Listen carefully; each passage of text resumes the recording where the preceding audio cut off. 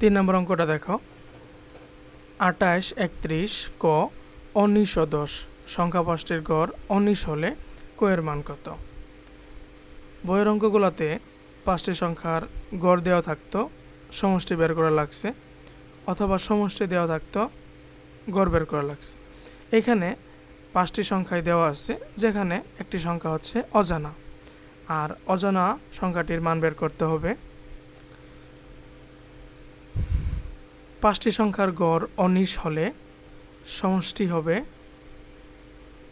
পাঁচটি সংখ্যার সমষ্টি হবে 19 গুণন 5, 5 9 45, 5 থেকে 5 আর 4 হচ্ছে 9, 95। তাহলে পাঁচটি সংখ্যার সমষ্টি হচ্ছে 95।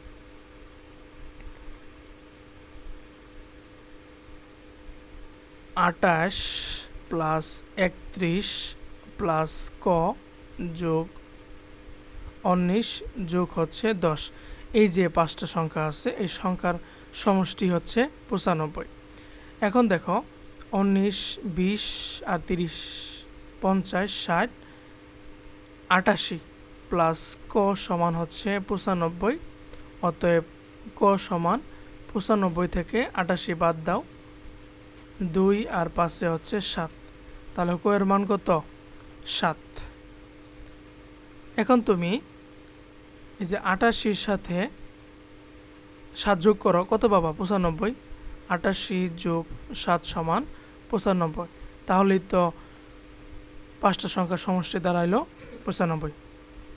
গড় কত হবে? 95কে 5 দ্বারা ভাগ করো, একবার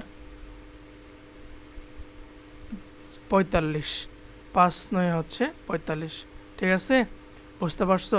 আশা করি এরকম প্রশ্ন আর ভুল হবে না। 4 নম্বরটা দেখো 6 জনের মার্বেলের সমষ্টি 6 বাড়ালে। এখন দেখো মার্বেলের সমষ্টি কিন্তু বাড়ছে, গড় বাড়ে নাই, একটু খেয়াল করো। তাদের মার্বেল সংখ্যার গড় কত বাড়বে? সমষ্টি যদি 6 হয় তাহলে সংখ্যা হচ্ছে 6, 6কে 6 দ্বারা ভাগ করলে কত পাবা? 1। তাদের সংখ্যার গড় বাড়বে হচ্ছে 1 করে। বুঝতে পারছো? Thank you everyone.